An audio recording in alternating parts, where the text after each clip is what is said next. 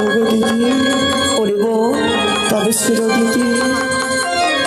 ওরে বয়ে গেল যমুনার জলে। ওরে বোন, আজ কলসে মোর ভাগিল বলে। ওরে বোন, ওরে ছিলির মোরে গোলার হার। কৌশলা। হ্যাঁ দিদি, আরে ছিঁড়েছি মোর সেই বেনারসি শাড়ি। আর করেছে আমার শরীরে সেই লন্ড ভন্ড দিদি। ওরে কৌশলা, তোমার শরীরকে লন্ড ভন্ড করেছে কৌশলা দিদি। তাই তো এই কথাটা বলার জন্য তোমায় ডেকেছি দিদি। বলো এই কাজ করেছে কে জানো দিদি? বলো বোন। ওগো দিদি, এই কাজ করেছে তোমার দুর্লভ লঙ্কা।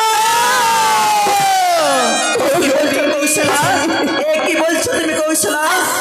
দিদি লক্ষ্মীন্দর এহেন কাজ করতে পারে না কৌশলা। ওরে বোন কৌশলা, তোর সঙ্গে কে না কে এরকম ব্যবহার করেছে, আর তুই আমার লক্ষ্মীকে তুই দোষ দিচ্ছিস কৌশলা? না না না কৌশলা, না, এ আমি কখনো বিশ্বাস করতে পারি না কৌশলা। হ্যাঁ আমি জানি তুমি আমার কথা বিশ্বাস করবে না কৌশলা। কেননা তুমি যে একটি মা কৌশলা, দিদি, কোনো মাই চাবে না তার সন্তান খারাপ হোক বা খারাপ পথে যায়। কৌশলা, কিন্তু সন্তানে যে কত কুধর্ম কাজ করে ঘুরেছে সে মা কখনো জানে না কৌশলা। দিদি। এ কি বলছিস? ওগো দিদি, বলবো না, তবে আমি আর বেশি কথা বলতে চাই না দিদি। আমি তো একটি কথা বলতে চাই।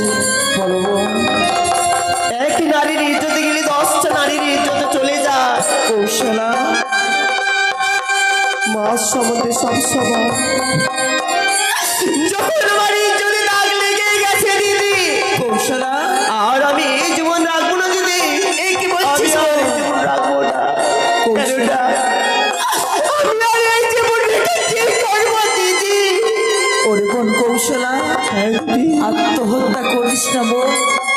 এই আত্মহত্যা যে মহাপাপ কৌশলা। ওরে শোনো দিদি, কৌশলা আমি চলে যাচ্ছি। আমি চলে যাচ্ছি দিদি। কৌশলা, কিন্তু যাওয়ার পূর্বে আমি তোমায় একটি কথা বলতে চাই দিদি। কৌশলা, যখন তোমার লতাইকে বিবাহ করাবে দিদি।